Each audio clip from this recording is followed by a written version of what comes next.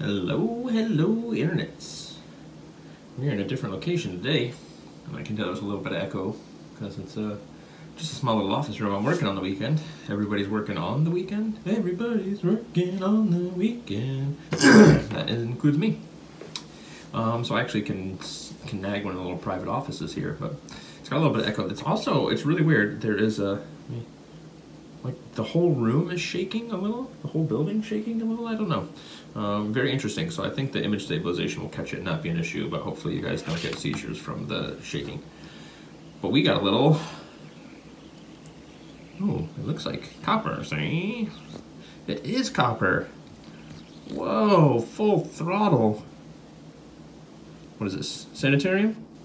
Smoothie? Sanitarium Mini Smoothie? Look at this little guy. All right, so this is on loan from the Rommel collection. We're gonna have a couple more of those coming up as well. So he's a fan of the copper, see? But let's just take a nice up close look at this guy. So this was gotten secondhand, so we're not gonna talk fit and finish. You know, I see this little bit of a scratch here, and that's just it is what it is. But other than that, got a really nice stonewash on it. You guys know I love my stonewash.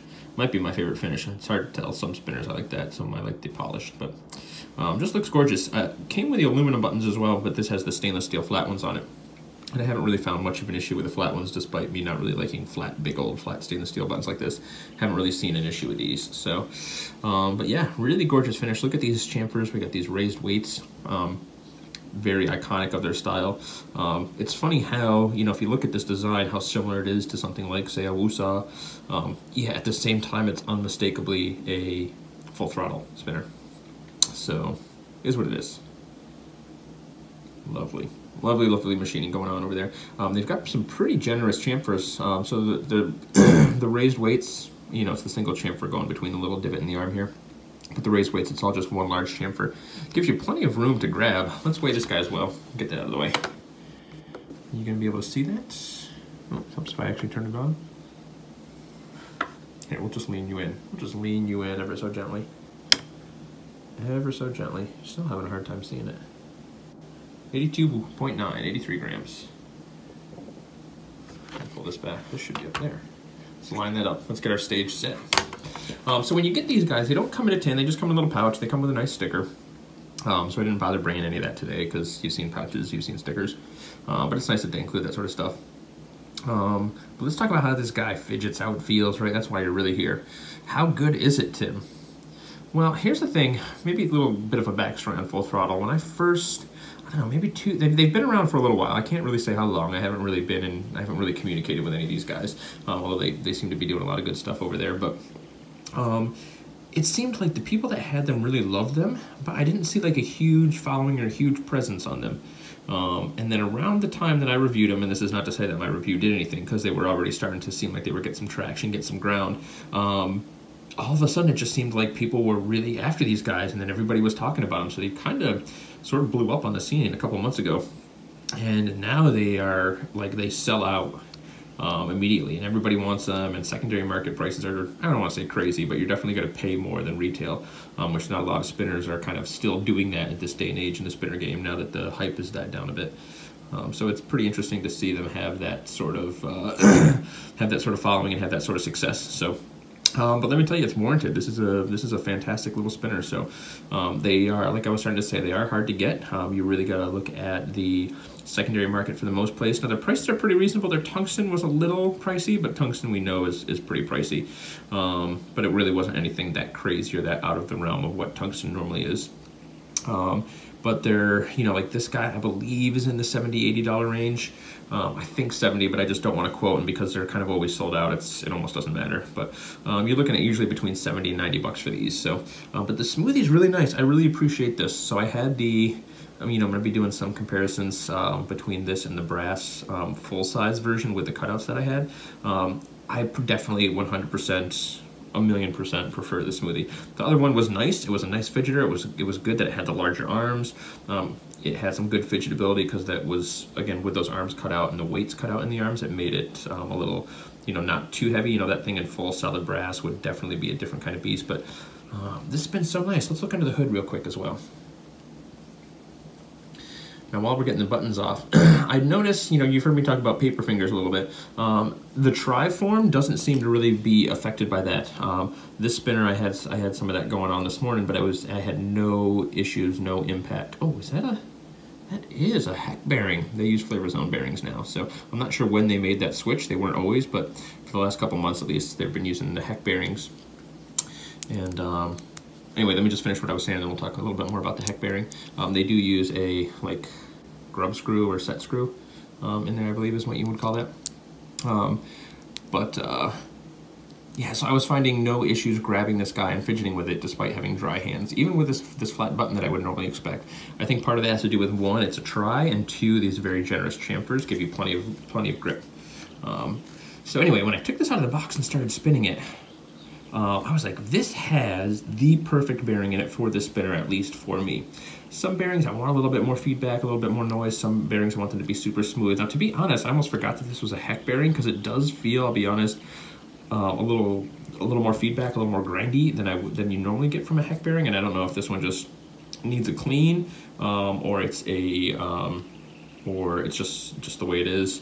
But it feels good. It's got just the right amount of feedback, especially for me. I'm like, this is the perfect bearing in there. And then I was like, oh wait, of course it's the perfect bearing. But it's a little less smooth than most of his bearings normally are, which is why I kind of forgot it. But I don't. And again, that's not meant as a negative. That's definitely a positive in my eyes. Anywho, so it spins really good. It spins really nice fast. It spins nice slow. When I pull up with my ring finger, it really wants to grab that middle cutout. Give me lots of pull. When I grab with my index finger, I can get a good preloaded flick off the end of the arms. They're not too large to do that. Pushing is really easy as well. This works perfect to get caught, like, because it's a flat side, when you put your arms in there, you're gonna find the middle almost every time. And if you get the outside of the arms, you kind of just roll into the middle anyway.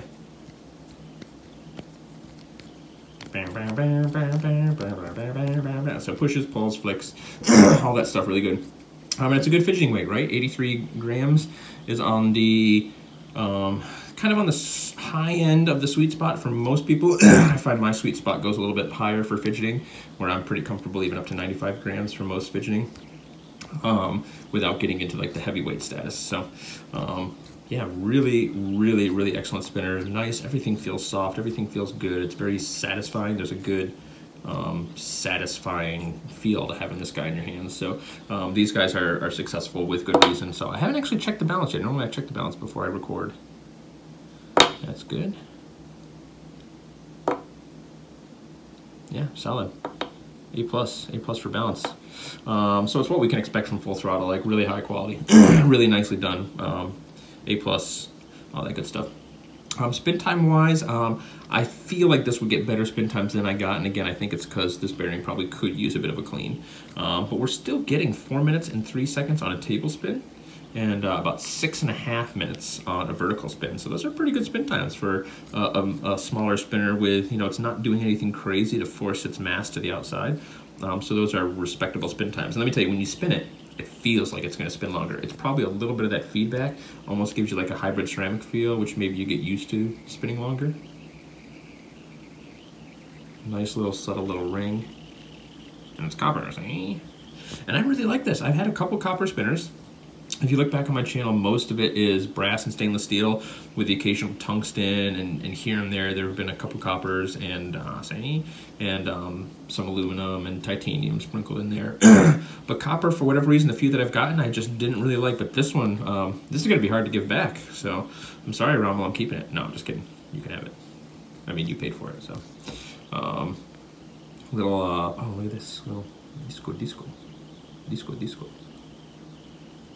Yeah, it looks nice in person. It's got a nice, you know, single flat, simple kind of spin profile.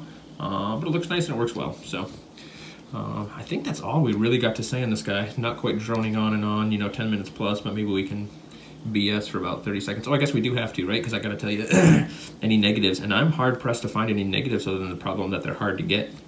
They're just not making enough of them. For what this is, for this shape, these do exactly what they should do. They don't need to be any bigger to get you plenty of grip. Like I have no problem pushing off of that or pulling off of it. The chamfers are great and soft. The stone wash looks gorgeous. If I'd gotten this brand new and say like a, you know, any of these blemishes, like these few little scratches here and there were on there, you know, maybe we could say something about that. The stainless steel buttons, yeah, I mean, I have no problem with the grip on these compared to most, surprisingly. So that's, you know, a positive, but for me, I do prefer a little more texture or really a dish. Like the Kong buttons, I'm really appreciating. Anything that just is a simple, smooth dish for the most part is pretty good, but also having some steps or some texture in there would be good. But the question then becomes, can Hobby Timmy recommend it? We get 2 awkward thumbs up, absolutely. Go out and get yourself one of these. If you're looking at secondary prices, I think it's worth even paying a little bit more to get one because they can be hard to get, and then you don't have to deal with the fuss of the drops.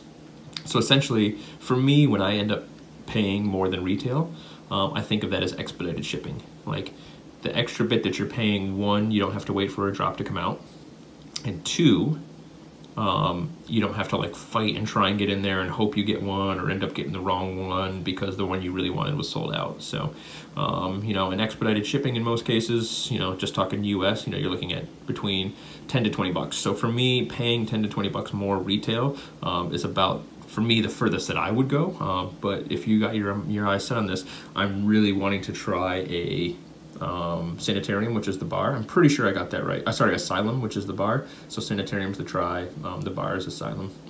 I'll have it right in the title if I got that wrong, but in brass or stainless steel. I really think brass because I like that extra weight, but I just feel like this guy in the bar's design would be fantastic. So anywho, that's it for the review. Go out and get yourself one, and thanks, Rommel. Kisses, everybody.